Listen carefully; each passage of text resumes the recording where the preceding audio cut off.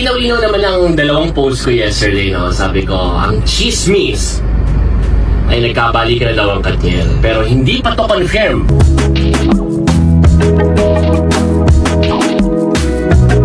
And off work, no, may mga lihim na pagtatagpo and everything else. Dami. So talaga nagkaayos na sila.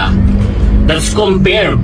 So, wag niyong matawag-tawag ng fake news yung sinasabi ko. Baka bigla akong mag-upload ng video dito.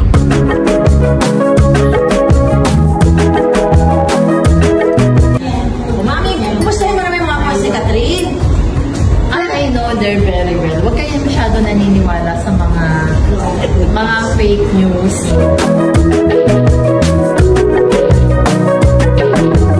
Ina ni Catherine Bernardo na si Min Bernardo nagsalita na sa kumalat na chismis ni Daniel Padilla at Catherine Bernardo. Alden Richards, suportado ng ina ng dalaga.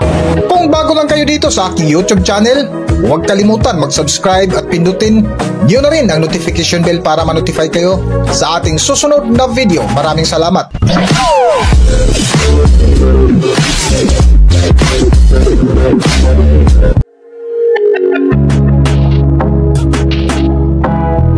Kamakailan nga ay viral sa social media ang lumabas na balita na di umano ay nagkabalikan na ang dating magkasintahan na sina Catherine Bernardo at Daniel Padilla. Lumabas nga ang nasabing chismis mula sa nagpakilalang pambansang chismoso na si Christian Albert Gasa o kilala bilang si Zian Gasa.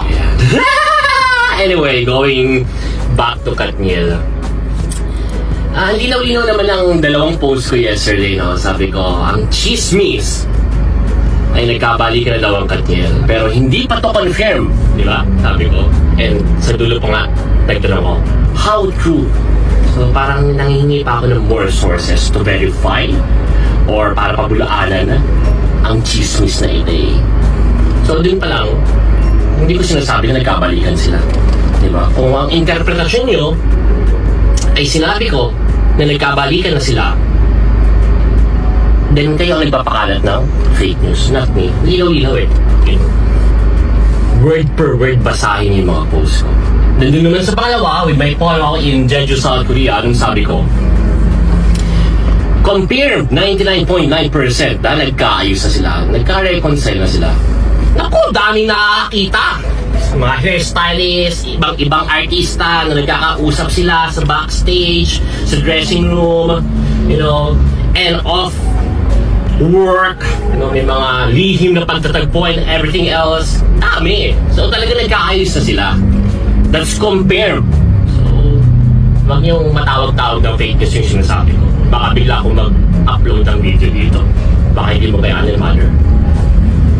And sinabi ko rin after that na kukumpirmahin muna natin kung magjowa na ba sila ulit. So, dun pa lang, linaw-linaw na hindi ko sinasabi na nagkabalikan na ang Katniel, di ba? So, if your interpretation is like that, then kayo ang may problema, not me. That's not on me. Kayong fake news na yun.